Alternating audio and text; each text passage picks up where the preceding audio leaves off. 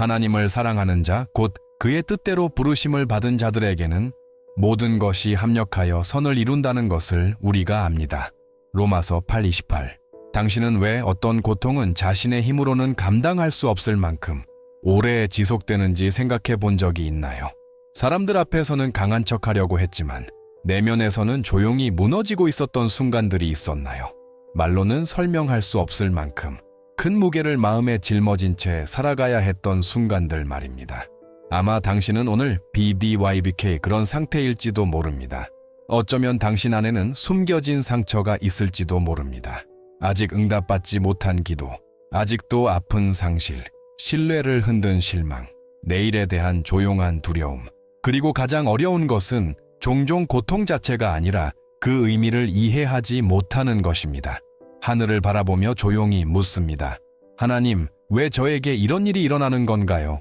믿음을 붙잡으려 애쓰는 동안 마음은 지쳐갑니다. 겉으로는 웃고 있지만 영혼은 속으로 도움을 외치고 있습니다. 하지만 이것을 당신의 마음 깊은 곳으로부터 들으세요. 당신은 혼자가 아닙니다. 주변 사람들이 당신이 짊어진 것을 완전히 이해하지 못할지라도 하나님은 이해하십니다. 아무도 보지 못한 당신의 눈물을 보십니다. 당신이 조용히 싸우는 모든 전쟁을 아십니다. 말로조차 표현할 수 없게 된 기도까지도 들으십니다. 오늘 단지 고통처럼 보이는 것은 하나님의 손 안에서 간증이 될 수 있습니다. 오늘 혼란처럼 보이는 것은 목적으로 변화되고 있을 수 있습니다. 오늘 열린 상처처럼 보이는 것은 하나님이 여전히 치유하고 회복시키며 삶을 변화시키신다는 살아있는 증거가 될 수 있습니다. 당신이 보고 있는 고통이 보여주려는 길과는 다른 길이 존재합니다. 고통은 모든 것이 끝났다고 당신을 설득하려 합니다. 하지만 하나님은 아직 당신의 이야기를 쓰고 계신다는 것을 기억하게 하십니다. 그리고 어쩌면 지금 이 순간이야말로 당신의 영혼이 그토록 필요로 했던 변화의 시작일지도 모릅니다. 인간이 고통을 덜어내기 위해 시도하는 것과 하나님께서 그것을 변화시키기로 결정하실 때 하시는 일 사이에는 깊은 차이가 있습니다. 많은 경우 당신은 모든 것을 혼자 해결하려고 할 수도 있습니다. 마음을 다른 곳으로 돌리고 빨리 앞으로 나아가려 하고 아무것도 느끼지 않는 척하거나 인간적인 조언과 일시적인 해결책 속에서 답을 찾으려 할 수도 있습니다.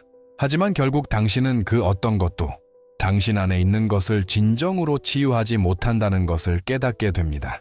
왜냐하면 어떤 고통은 표면적인 것이 아니라 영적이고 깊고 조용한 것이기 때문입니다.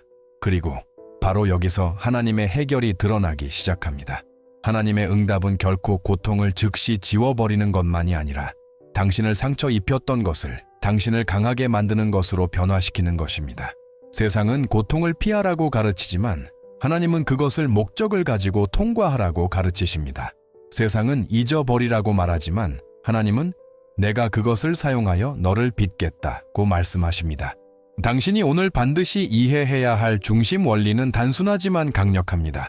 하나님은 그분을 신뢰하는 사람들의 삶에서 고통을 낭비하지 않으십니다.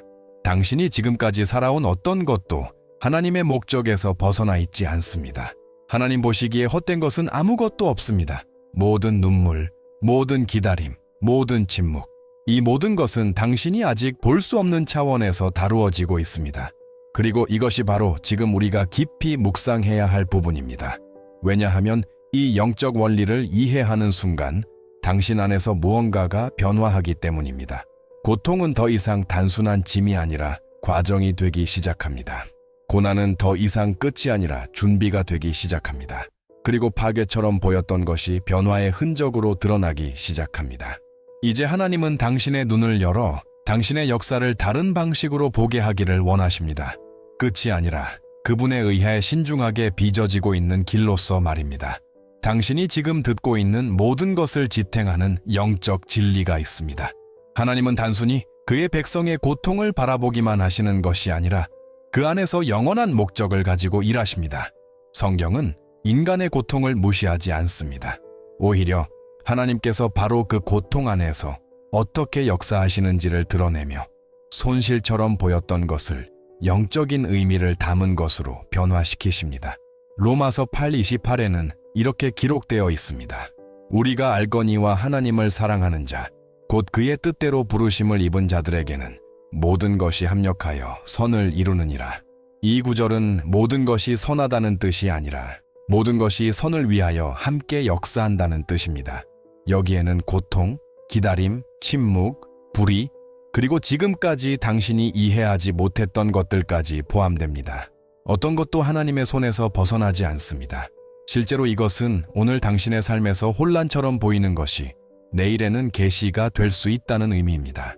오늘은 상실처럼 보이는 것이 당신을 다시 방향으로 이끄는 데 사용될 수 있습니다. 그리고 오늘은 지연처럼 보이는 것이 하나님의 보호일 수 있습니다. 또 다른 강력한 구절은 고린도후서 4:17에 있습니다. 우리의 잠시 받는 환난에 경한 것이 지극히 크고 영원한 영광에 중한 것을 우리에게 이루게 함이니 이 깊이를 보십시오. 고통은 무의미하지 않습니다. 그것은 무언가를 만들어내고 있습니다. 당신이 지금 겪고 있는 것을 통과하는 동안 보이지 않는 영역에서 영적인 결과가 생성되고 있습니다. 하나님은 고통을 낭비하지 않으시며 환난을 영광으로 변화시키십니다. 현실의 삶에서 이것은 당신이 자신의 싸움을 바라보는 방식을 완전히 바꿉니다. 당신은 단지 어려운 순간을 견디고 있는 것이 아니라 그것을 통해 준비되고 있다는 것을 이해하게 됩니다. 그리고 오늘 아픈 것이 내일은 다른 사람들을 강하게 하는 간증이 될 수 있습니다. 하나님의 말씀은 고통의 부재를 약속하지 않지만 그 안에 있는 목적을 약속합니다. 그리고 이것이 지금 당신을 지탱하는 것입니다. 당신이 겪는 어떤 것도 하나님의 과정 밖에 있지 않습니다. C.S. 루이스는 인간의 고통과 하나님께서 고통 속에서 역사하시는 방식에 대해 깊이 성찰했으며 그것은 종종 인간의 즉각적인 이해를 넘어섭니다.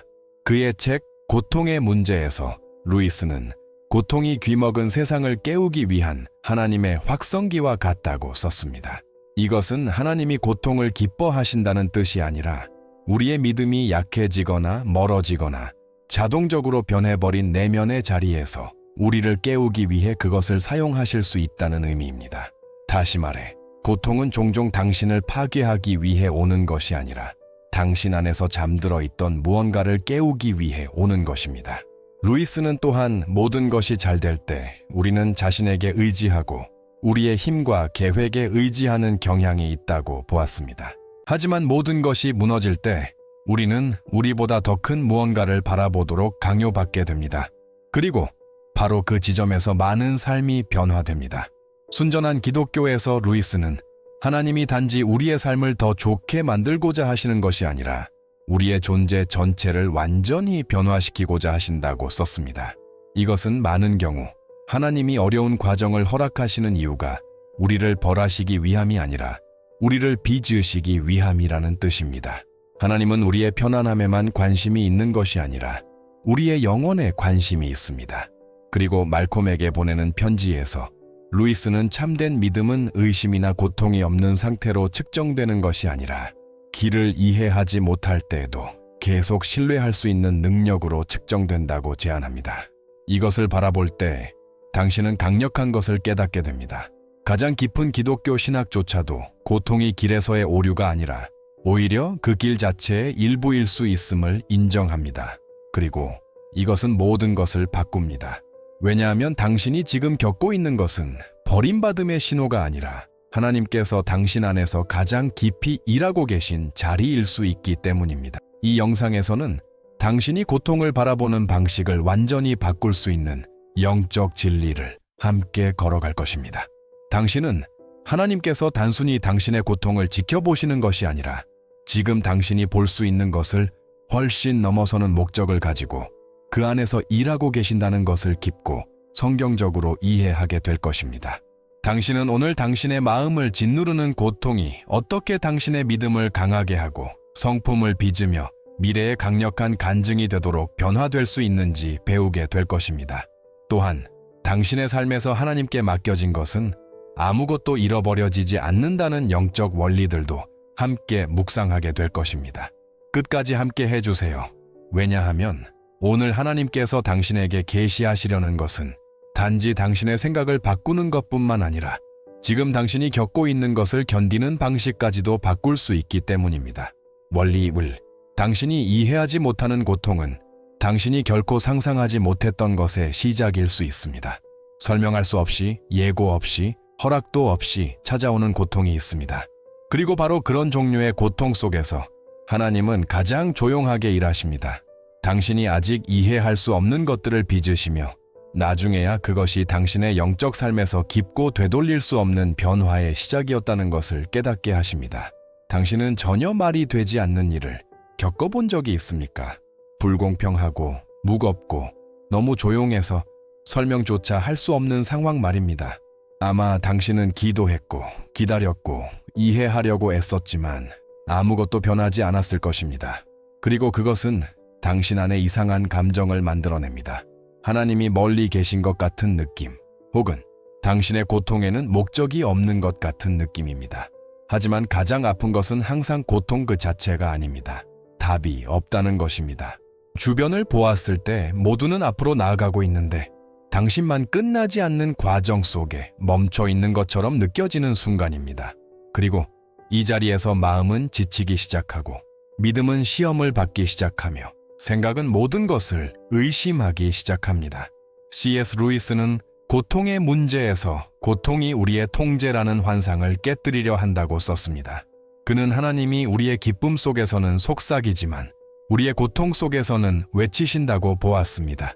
그것은 하나님이 우리를 버리기 때문이 아니라 고통이 우리의 영적 눈머름을 깨뜨릴 힘을 가지고 있기 때문입니다.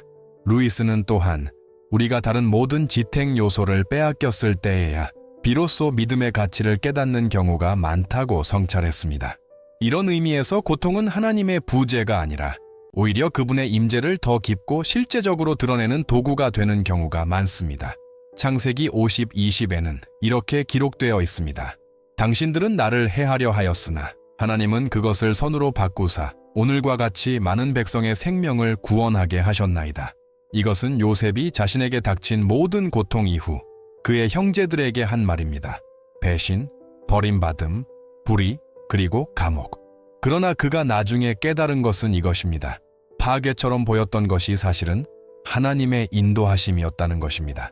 실제로 이것은 당신을 상처 입힌 모든 것이 당신 삶에 대한 최종 권한을 가지고 있지 않았다는 뜻입니다. 하나님은 손실처럼 보였던 것을 목적, 성장, 그리고 간증으로 바꾸실 수 있는 분입니다. 폭풍 속에서 강한 바람을 맞고 있는 나무를 상상해 보십시오. 밖에서 보면 언제 쓰러질지 모르는 것처럼 보입니다. 하지만 아무도 보지 못하는 곳에서는 뿌리가 더 깊이 땅 속으로 뻗어나가고 있습니다. 폭풍은 그 나무를 파괴하는 것이 아니라 그 기반을 강화하고 있는 것입니다. 당신도 마찬가지입니다. 당신의 삶을 스치는 고통은 겉으로 보이는 것처럼 당신을 무너뜨리는 것이 아닙니다. 그것은 당신이 지금은 느끼지 못하더라도 당신의 영적 뿌리가 하나님 안에서 더 깊어지도록 만들고 있습니다. 어느 대학생 청년이 하루아침에 직장을 잃었습니다. 그는 계획도 있었고 청구서도 있었고 꿈도 있었지만 갑자기 모든 것이 무너지는 것처럼 보였습니다. 처음에는 절망했고 하나님께 질문했으며 두려움을 느꼈고 자신이 잊혀졌다고 생각했습니다. 하지만 선택의 여지가 없었기에 그는 계속 기도하기로 했습니다. 아무것도 느끼지 못해도 단순하게, 진실하게, 복잡한 말 없이 그저 마음을 열고 하나님을 찾기 시작했습니다. 시간이 지나면서 상황이 바뀌기 전에 그의 내면이 먼저 바뀌기 시작했습니다. 그는 이전에는 없던 성숙함과 영적 성장을 경험하게 되었습니다. 보지 않고도 신뢰하는 법, 이해하지 못해도 기다리는 법을 배우게 되었습니다. 몇 달 후 그는 이전 상황이 계속되었다면 결코 얻을 수 없었던 훨씬 더 큰 기회를 만나게 되었습니다.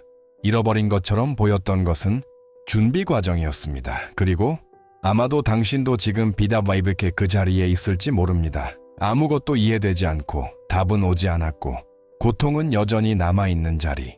하지만 그것이 하나님이 당신을 버리셨다는 뜻은 아닙니다. 오히려 당신이 아직 이해하지 못하는 방식으로 하나님이 당신을 만들어가고 계신 것일 수 있습니다. 침묵을 부재로 해석하지 마십시오. 과정을 벌로 해석하지 마십시오.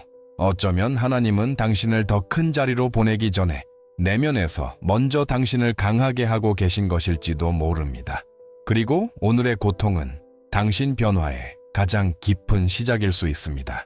원칙 D. 하나님의 침묵은 부재가 아니라 보이지 않는 준비입니다. 겉으로 보기에는 공허처럼 느껴지는 침묵이 있지만 실제로는 당신의 역사 속에서 하나님이 너무나 깊이, 너무나 보이지 않는 방식으로 움직이고 계셔서 당신이 아직 알아차리지 못할 뿐이며 언젠가 뒤돌아보았을 때 바로 그 침묵 속에서 하나님이 당신을 붙드시고 훨씬 더 큰 것을 위해 준비시키고 계셨다는 것을 깨닫게 되는 순간이 있습니다. 당신은 기도했지만 하늘이 완전히 침묵하고 있는 것처럼 느껴본 적이 있습니까? 당신의 말이 아무런 응답에도 닿지 않는 것처럼 느껴지는 순간 말입니다. 이것은 영적 여정에서 가장 어려운 순간 중 하나입니다. 왜냐하면 단순히 고통만 주는 것이 아니라 혼란까지 함께 주기 때문입니다. 당신은 하나님이 정말 들으셨는지, 정말 보고 계신지, 정말 신경 쓰고 계신지 스스로 묻게 됩니다. 그리고 이런 침묵은 어떤 부정적인 응답보다도 더 무겁게 느껴질 수 있습니다. 왜냐하면 응답이 있을 때는 그것이 어렵더라도 방향이 존재하기 때문입니다. 하지만 침묵이 있을 때는 불확실성이 존재합니다. 그리고 이 불확실성은 인간의 마음을 깊이 흔듭니다. 바로 이 지점에서 많은 사람들이 포기합니다. 믿음을 완전히 잃어서가 아니라 아무런 신호 없이 기다리는 것에 지쳐버리기 때문입니다. C.S. 루이스는 믿음이 명확한 순간에 증명되는 것이 아니라 모든 것이 흐릿하게 보이는 순간에 드러난다고 성찰했습니다. 말콤에게 보내는 편지에서 그는 참된 영성은 우리가 느끼는 감정이 아니라 하나님에 대해 우리가 알고 있는 그분의 성품을 붙잡는 법을 배울 때 성숙해진다고 말합니다. 설령 침묵이 그것과 모순되는 것처럼 느껴질 때조차도 말입니다. 고통의 문제에서 루이스는 하나님이 우리의 즉각적인 인식으로는 감지되지 않을 만큼 더 깊은 방식으로 일하고 계시기 때문에 오히려 부재처럼 느껴질 수 있다고 말합니다. 그에게 침묵은 하나님의 버림이 아니라 하나님이 더 깊이 들어가 우리의 변화를 근본까지 이끌고자 하실 때 사용하는 방식입니다. 시편 46 립에는 이렇게 기록되어 있습니다. 너희는 가만히 있어 내가 하나님 됨을 알지어다. 이 구절은 단순한 휴식이 아니라 보이지 않는 것에 대한 신뢰를 말합니다. 하나님의 침묵 앞에서 잠잠해진다는 것은 눈에 보이는 증거가 없을 때에도 그분이 여전히 하나님이심을 인정하는 것입니다. 실제로 이것은 응답이 없다는 것이 돌봄이 없다는 뜻이 아니라는 의미입니다. 많은 경우 그것은 오히려 정반대로 당신이 아직 이해할 수 없을 만큼 깊은 돌봄이 진행되고 있다는 뜻입니다. 하나님의 침묵은 씨앗을 땅에 심은 농부가 그 위를 흙으로 덮는 것과 비교할 수 있습니다. 밖에서 보면 아무 일도 일어나지 않는 것처럼 보입니다. 하지만 땅 속에서는 매우 중요한 일이 일어나고 있습니다. 열매가 나타나기 전에 뿌리가 자라고 있는 것입니다. 만약 농부가 매일 흙을 파헤쳐서 확인한다면 그는 그 과정을 방해하게 될 것입니다. 이와 같이 당신도 그렇습니다. 하나님의 침묵은 아무것도 하지 않으심이 아니라 과정에 대한 보호입니다. 하나님은 당신이 보지 못하는 차원에서 일하고 계시며 당신이 아직 인식하지 못하는 부분을 강하게 하시고 당신이 아직 이해하지 못하는 길들을 정렬하고 계십니다. 어느 여성이 수년 동안 가족의 회복을 위해 기도하고 있었습니다. 처음에는 감정도 있었고 징조도 있었고 희망도 있었습니다. 그러나 시간이 지나면서 모든 것이 침묵으로 변했습니다. 그럼에도 그녀는 계속했습니다. 느끼지 못해도 보지 못해도 이해하지 못해도 그저 버티며 계속 나아갔습니다. 그 기간 동안 외적으로는 아무 변화도 보이지 않았습니다. 하지만 내적으로 그녀는 변화하기 시작했습니다. 그녀의 마음은 인간적인 기대에서 치유되기 시작했고 믿음은 정련되었으며 하나님에 대한 의존은 점점 더 깊어졌습니다. 그리고 어느 날 몇 년이 지난 후 예상치 못한 방식으로 상황들이 맞물리기 시작했습니다. 대화가 이루어지고 마음들이 움직였으며 불가능해 보였던 것이 서서히 재정렬되기 시작했습니다. 그녀는 나중에 깨달았습니다. 침묵은 하나님이 아무 일도 하지 않으시는 것이 아니라 인간의 제한된 이해로는 끊을 수 없는 무언가를 만들고 계셨다는 뜻이었다는 것을, 그리고 아마 당신도 지금 그 자리에 있을지도 모릅니다. 침묵이 너무 길게 느껴지고 응답이 늦어 보이며 영혼이 기다림에 지쳐가는 자리. 그러나 하나님의 침묵은 거절이 아닙니다. 버림이 아닙니다. 잊으심이 아닙니다. 그것은 과정입니다. 그리고 오늘 비어 보이는 그 자리는 하나님께서 당신 삶에서 가장 큰 응답을 준비하고 계신 공간일 수 있습니다. 원칙 3. 하나님은 당신을 상처 입힌 것을 당신의 치유의 도구로 변화시키십니다. 하나님이 일하시는 방식에는 인간의 논리를 완전히 넘어서는 깊이가 있습니다. 하나님은 단순히 상처를 치유하시는 분이 아니라 그 상처 자체를 치유 과정의 일부로 사용하십니다. 당신을 무너뜨렸던 것을 오히려 당신을 더 강하고 더 의식적이며 더 하나님께 의존하는 사람으로 재건하는 도구로 바꾸십니다. 당신은 종종 하나님이 단순히 고통을 제거해 주시기를 기대합니다. 기억을 지우고 상황을 바꾸고 문제를 되돌려 놓으시기를 바랍니다. 하지만 하나님의 일하심은 우리가 원하는 것처럼 항상 즉각적이지 않습니다. 많은 경우 하나님은 아픈 것을 그냥 없애시는 것이 아니라 아픈 것을 변화시키십니다. 그리고 이것은 받아들이기 어렵습니다. 왜냐하면 그것은 당신이 잊고 싶었던 것들을 건드리기 때문입니다. 더 이상 느끼고 싶지 않았던 것들을 다시 건드리기 때문입니다. 그러나 바로 이 지점에서 영적 성숙이 시작됩니다. C.S. 루이스는 고통에 대한 성찰, 특히 고통의 문제에서 하나님은 인간의 모든 경험을 낭비하지 않으신다고 말합니다. 가장 고통스러운 경험조차도 포함해서입니다. 그는 우리를 가장 크게 무너뜨리는 것이 동시에 우리가 하나님이 누구이신지를 가장 깊이 배우게 하는 것이 될 수 있다고 보았습니다. 루이스에게 고통은 이런 역설적인 역할을 합니다. 고통은 상처를 주지만 동시에 드러냅니다.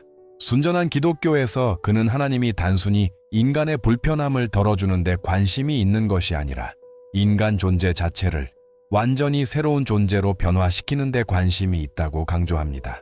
이것은 하나님이 상황만 다루시는 것이 아니라 주로 내면을 다루신다는 뜻입니다. 이사야 61:3에는 하나님이 슬픔 대신 기쁨의 기름을, 근심의 영 대신 찬송의 옷을 주신다고 기록되어 있습니다. 이 구절은 깊은 원리를 보여줍니다. 하나님은 단순히 감정을 대체하시는 것이 아니라 내면의 상태 자체를 변화시키십니다. 하나님은 고통을 무시하지 않으시고 그것을 새로운 목적 안에서 재구성하십니다. 실제로 이것은 오늘 당신을 상처 입힌 것이 오히려 다른 사람들을 도울 수 있는 영적 민감함을 개발하는 자리가 될 수 있다는 뜻입니다.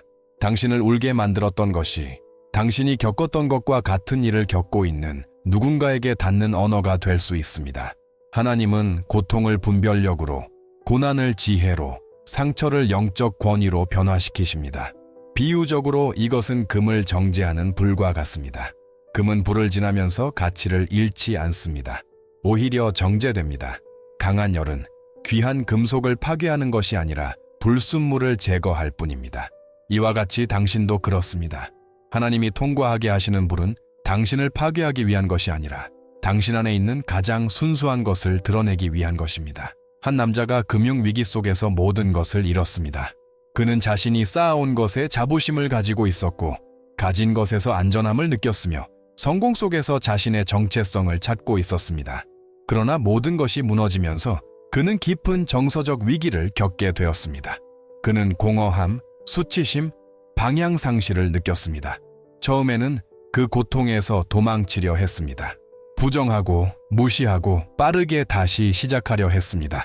하지만 그 어떤 것도 효과가 없었습니다. 결국 그는 천천히 하나님께 더 진실하게 다가가기 시작했습니다. 가면 없이, 겉모습 없이 있는 그대로였습니다. 시간이 지나면서 그는 예상치 못한 것을 깨달았습니다. 그가 피하려 했던 고통이 바로 그를 하나님과의 더 깊은 친밀함으로 이끈 것이었습니다. 그는 가진 것에 의존하는 사람이 아니라 하나님이 어떤 분이신지에 의존하는 사람이 되었습니다. 그리고 그것이 그의 삶 전체의 관점을 완전히 바꾸어 놓았습니다. 나중에 그의 삶이 회복되었을 때 그는 더 이상 같은 사람이 아니었습니다. 그는 단순히 다시 자원을 얻은 것이 아니라 깊이를 얻었습니다. 그리고 어쩌면 지금 당신에게도 이것이 일어나고 있을지도 모릅니다. 당신을 상처 입힌 것이 단순한 고통의 지점이 아니라 변화의 지점일 수 있습니다. 하나님은 당신이 아직 이해하지 못하는 방식으로 바로 그것을 사용하여 당신을 치유하고 계실 수 있습니다. 그리고 오늘 단지 상처처럼 보이는 것이 당신의 가장 깊은 치유의 시작일 수 있습니다. 원칙 4.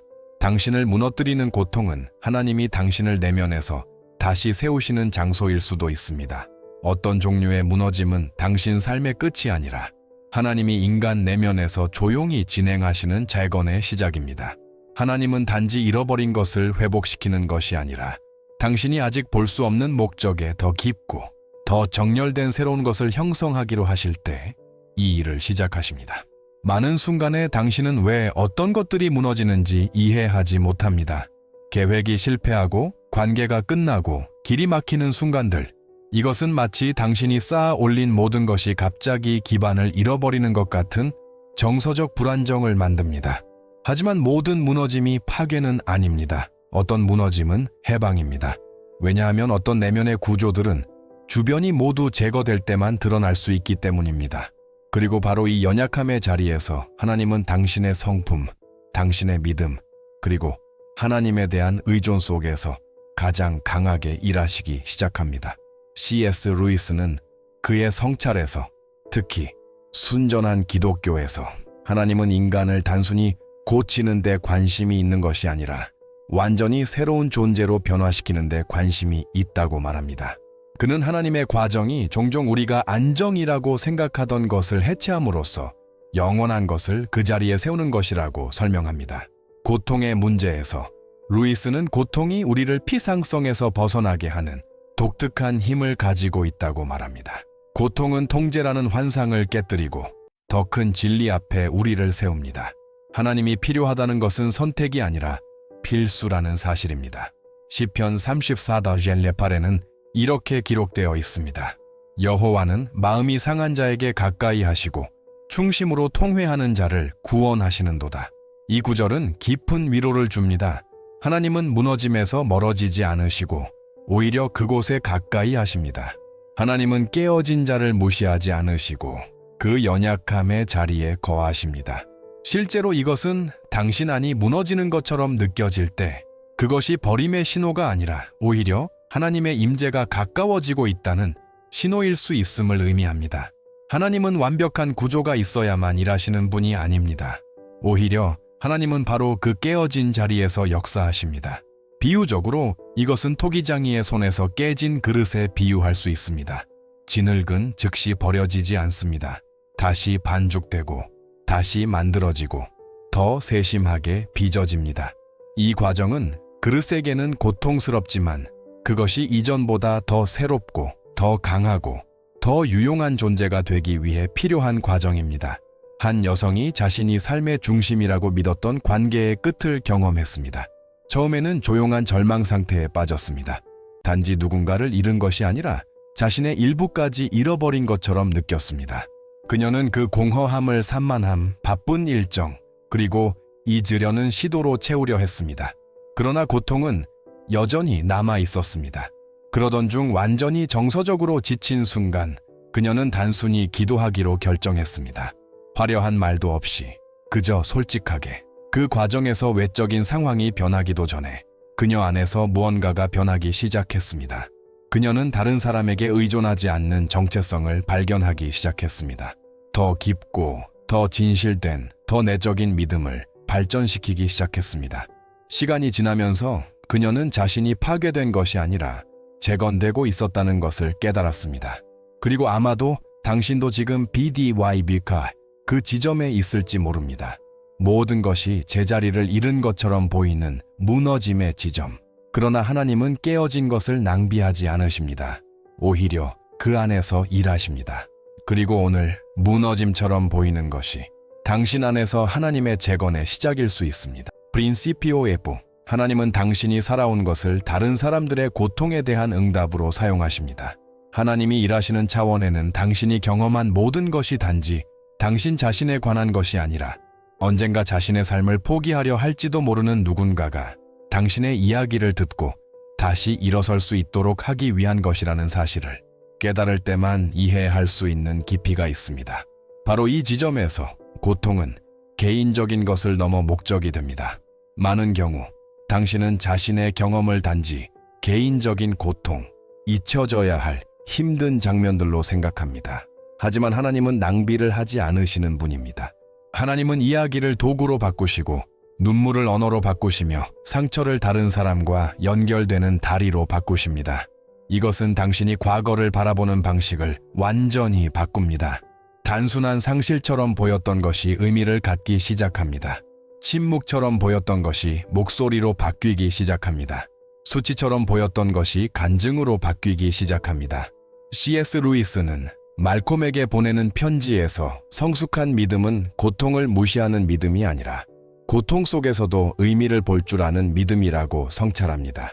그는 하나님이 특정한 경험을 허락하시는 이유가 우리를 파괴하기 위함이 아니라 우리가 다른 사람의 고통을 더 깊고 진실하게 이해하고 품을 수 있는 존재가 되게 하기 위함이라고 제안합니다. 순전한 기독교에서 루이스는 영적 변화는 개인 중심이 아니라 관계 중심이라고 강조합니다. 하나님은 단지 한 사람을 구원하시는 것이 아니라 다른 사람의 삶 속에서 그분의 빛을 비추는 존재를 빚으십니다. 고린도후서 1:4에는 이렇게 기록되어 있습니다.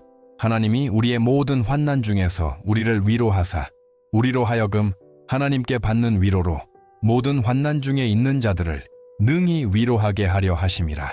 이 구절은 깊은 영적 원리를 드러냅니다.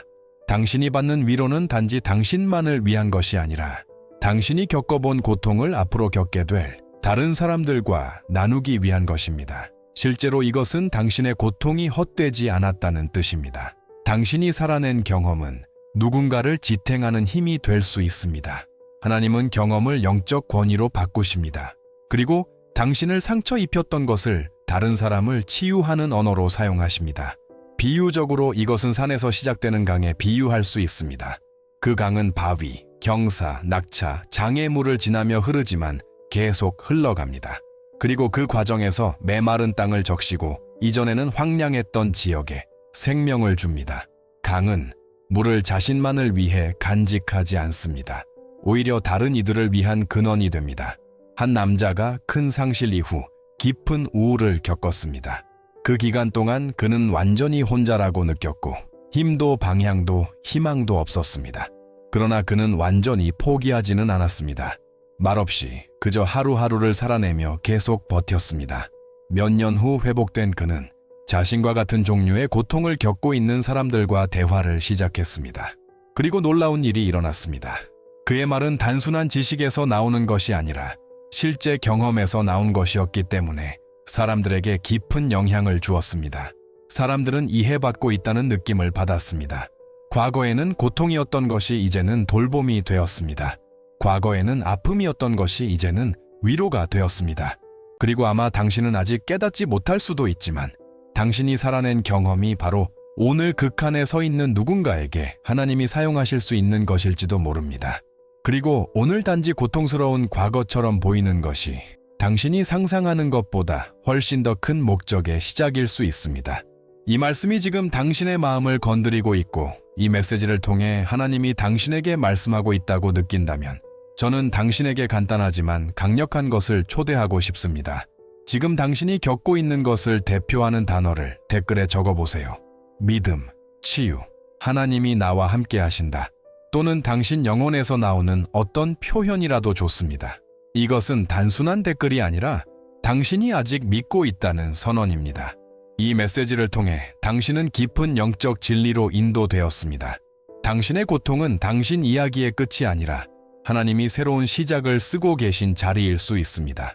먼저 당신은 이해할 수 없는 고통이 당신이 상상하지 못했던 것의 시작일 수 있다는 것을 배웠습니다. 오늘 혼란처럼 보이는 것이 사실은 하나님이 보이지 않게 변화시키고 계신 과정의 시작일 수 있습니다. 그 다음 우리는 하나님의 침묵이 부재가 아니라 준비라는 것을 보았습니다. 응답이 없을 때조차 하나님은 보이지 않는 영역에서 계속 일하고 계시며 당신이 아직 인식하지 못하는 부분을 다루고 계십니다. 또한 하나님이 당신을 상처 입힌 것을 치유의 도구로 바꾸신다는 것을 배웠습니다. 하나님 안에서는 아무것도 낭비되지 않습니다. 당신을 아프게 했던 것조차 성숙, 지혜, 그리고 영적 목적의 근원이 될 수 있습니다. 이어 우리는 당신을 무너뜨리는 고통이 오히려 하나님이 당신을 내면에서 다시 세우시는 자리일 수 있다는 것을 이해했습니다. 무너짐처럼 보이는 것이 실제로는 더 강하고 더 깊은 하나님의 재건일 수 있습니다. 네, 그리고 마지막으로 하나님이 당신의 이야기를 다른 사람들의 고통에 대한 응답으로 사용하신다는 것을 보았습니다. 당신이 살아낸 어떤 것도 헛되지 않습니다. 모든 것은 미래의 누군가에게 간증, 위로, 그리고 소망이 될 수 있습니다. 이제 모든 원리를 함께 종합해보면 하나의 진리가 분명해집니다. 하나님은 당신의 고통에서 멀리 계시지 않습니다. 오히려 그 안에 깊이 관여하고 계십니다. 하나님은 눈물을 낭비하지 않으시고 과정을 무시하지 않으시며 만들어지고 있는 이야기를 버려두지 않으십니다. 아마 당신은 아직 모든 것을 분명하게 보지 못할 수 있지만 당신의 삶의 모든 세부 속에서 목적이 짜여지고 있습니다. 그리고 그 목적은 오늘 당신이 느끼는 고통보다 더 큽니다. 하나님이 당신 안에서 하시는 일은 피상적인 것이 아니라 깊은 것입니다. 일시적인 것이 아니라 영원한 것입니다. 단순히 고통을 덜어주는 것이 아니라 당신의 이야기를 영적 의미를 담은 것으로 변화시키는 것입니다. 그리고 오늘 당신이 여전히 그 과정의 한가운데에 있을지라도 한 가지는 변하지 않습니다. 하나님은 당신의 고통 위에서도, 당신의 침묵 위에서도, 그리고 당신의 미래 위에서도 여전히 하나님이십니다. 그리고 이것이 당신의 소망입니다. 당신은 잊혀진 것이 아니라 변화되고 있는 것입니다. 이제 저는 당신에게 간단하지만 깊이 변화시키는 도전을 남기고 싶습니다. 어렵거나 불가능한 것이 아니라 당신 안에 실제 변화를 시작할 수 있는 작은 한 걸음입니다. 오늘 시작해 보십시오. 하루 중 짧은 시간이라도 좋습니다.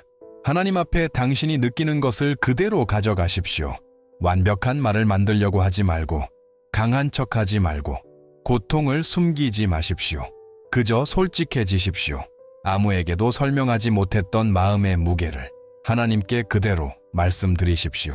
그 후 이 메시지에서 들은 원리 중 하나를 선택해서 하루 동안 마음에 붙잡고 살아가십시오. 하나님의 침묵은 부재가 아니라는 것일 수도 있고 당신의 고통이 간증이 될 수 있다는 것일 수도 있으며 하나님이 당신 안에서 무언가를 다시 세우고 계신다는 것일 수도 있습니다. 완벽할 필요는 없습니다. 진실하면 됩니다. 그리고 고통이 아무것도 변하지 않고 있다고 속삭일 때마다 다시 이 헌신의 자리로 돌아오십시오. 숨을 고르고 하나님이 멀리 계시지 않다는 것을 기억하고 모든 답이 없어도 계속 걸어가십시오.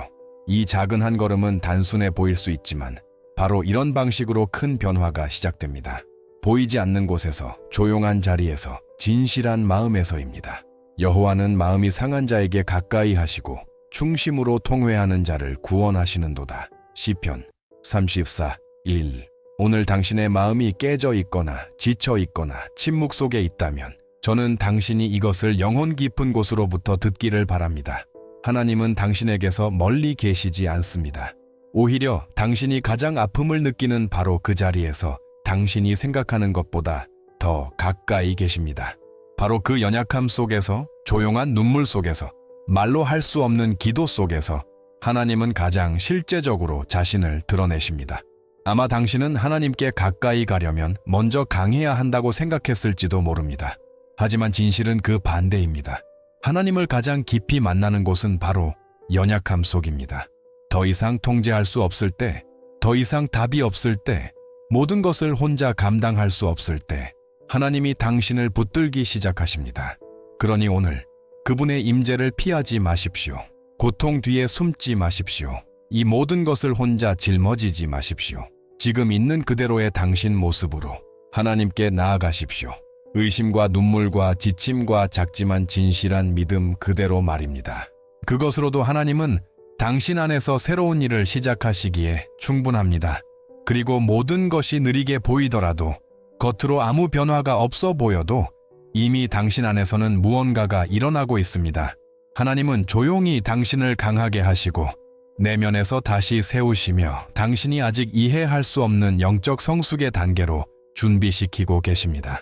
오늘 당신을 찾아온 고통이 마지막 말이 아닙니다. 오늘 당신을 혼란스럽게 하는 침묵이 이야기의 끝이 아닙니다. 하나님은 여전히 쓰고 계십니다. 그리고 언젠가 뒤돌아보았을 때 당신은 모든 것이 헛되지 않았다는 것을 깨닫게 될 것입니다. 모든 눈물에는 목적이 있었고, 모든 기다림에는 형성이 있었고, 모든 침묵에는 건설이 있었습니다. 그리고 오늘 단지 고통처럼 보이는 그것이 하나님이 당신의 삶을 진짜로 변화시키기 시작한 자리였다는 것을 알게 될 것입니다. 이 메시지가 당신의 마음에 조금이라도 닿았다면 지금 당신이 겪고 있는 것을 대표하는 단어를 댓글에 남겨보시길 초대합니다. 믿음, 치유, 소망, 또는 단순히 하나님이 나와 함께 하신다라도 좋습니다. 이것은 단순한 댓글이 아니라 당신이 여전히 이 과정 속에서도 서 있다는 선언입니다. 아직 이 채널을 구독하지 않았다면 지금 구독해 주세요. 어려운 날에도 믿음을 붙들 수 있도록 돕는 메시지를 계속 받을 수 있습니다. 알림 설정도 켜두세요.